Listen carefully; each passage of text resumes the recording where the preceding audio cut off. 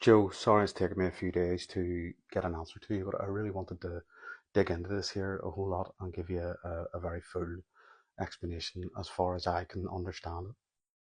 Cathexis, emotional investment, psychic energy, how much investment we give to something is normally directly related to how attached we feel to someone or something. However, a narcissist is very different. Their internal state is very pendular in nature. They can swing from one extreme to another. So one minute they're attached and the next minute they are detached. This is, in effect, splitting. This is a description of what splitting actually is. So let's look at their internal landscape and how it works. The narcissist does not have availability to any positive affects, any positive emotions. Love and attachment are a distant thing. It is not available to them. Thus, the only emotions, the only affects that they have are negative affects, and they have them in abundance. Thus, this means that whenever they're showing any positive affects to us in the relationship, any cathexis, any emotional investment, it's surreal to them. Therefore, it feels fake because it is fake because they don't know how it actually looks or feels. So, what they do is mimic. They get social cues from others. These are known as interjects. So how does this look? Well, nothing is real. Um, Everything is fiction. There's no remorse. There's no attachment. There's no grief. There's no mourning period for anybody. You see, the narcissist is they're in a state of inner personal grief of what could have been, of who they could have been. Thus, their behavioral patterns are a direct reflection of their internal state. So let's look at the five energies in a narcissistic relationship and how that ties into elation, or what Sam Vaknin would term as narcissistic elation. I'm going to attach two photographs here from my two pin posts at the top, and it talks about the point of investment, the point that they met us, and it also talks about the point that they decathected whenever they removed their emotional investment and met another. It's in here I try and get people to focus their attention on because it just shows the absolute objectification of us as a person. So the first energy in a narcissistic relationship, that is known as object cathexis. That is whenever they see a potential other who has been identified and has been tested for the ability to give narcissistic supply and a willingness to join in the shared fantasy. And in that shared fantasy, we have to provide four things: sex, supply, narcissistic or sadistic services, or safety. See Sam Vaknin for that. Go and look it up. He's got great videos about it and a whole plethora of stuff. So we've now been identified as a potential other. So we have been cathected. That emotional investment, that all in, has now been given onto our shoulders. And this is the next state of energy within the relationship, and it is called hypercathexis. This is emotional investment on steroids. It's everything, everything, kitchen sink, the whole fucking lot is chucked in there. Nothing is left out. They do this via idealization.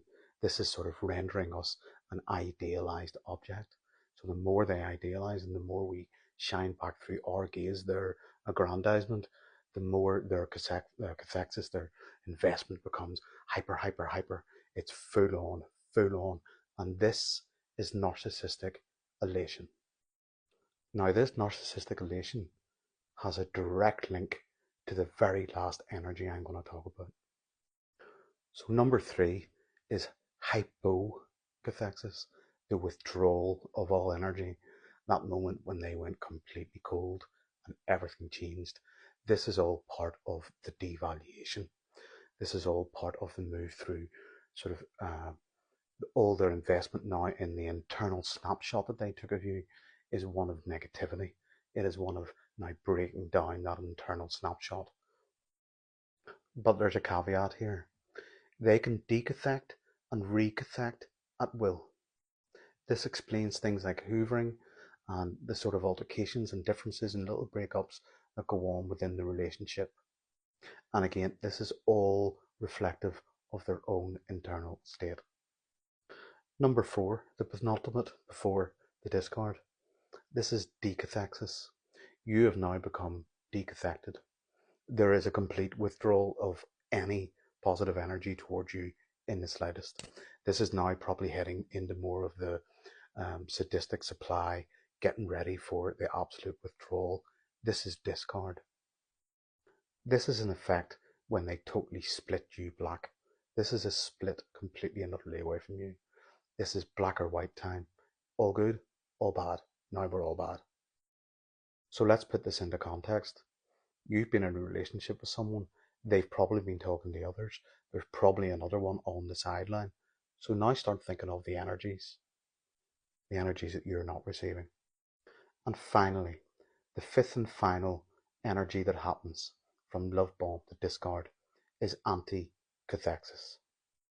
Anti-cathexis is the withdrawal of energy from one object in order to strengthen the cathexis, the emotional investment in another. This is a normal developmental position within our psyche. We have an ego. Our ego is there to suppress our id, our inner child. Our inner child is incredibly crude, unresponsive, and rigid. So our ego is our adult self, rationalizing and making sure that we make logical decisions.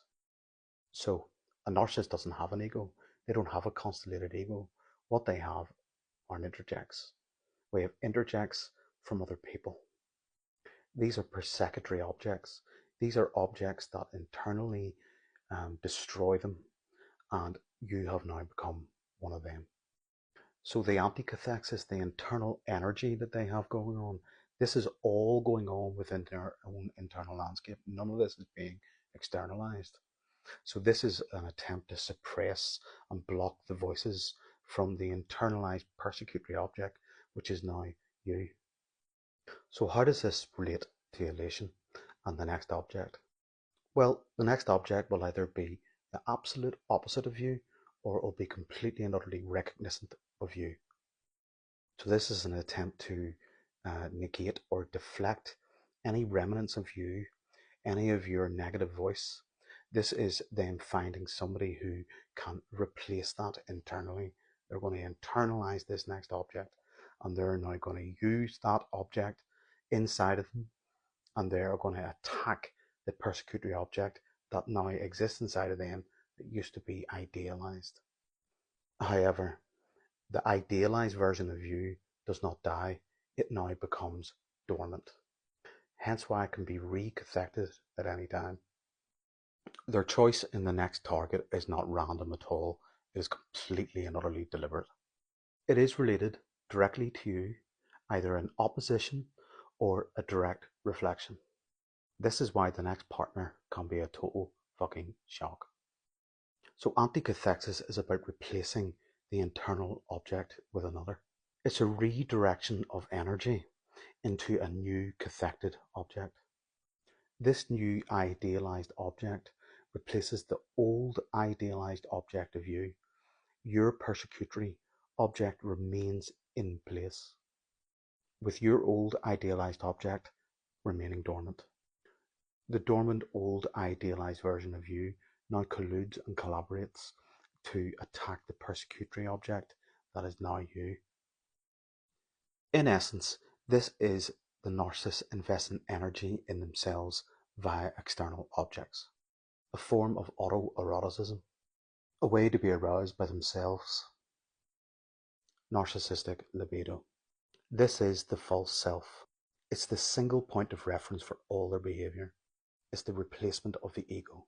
Our ego is there to subdue the id, our inner child. The false self does not repress their inner child. It simply replaces objects. Narcissistic elation is the anticathexis towards the last object. I hope that makes sense, and I'm sorry it's so long. There's a lot to understand. Peace out. Was a love.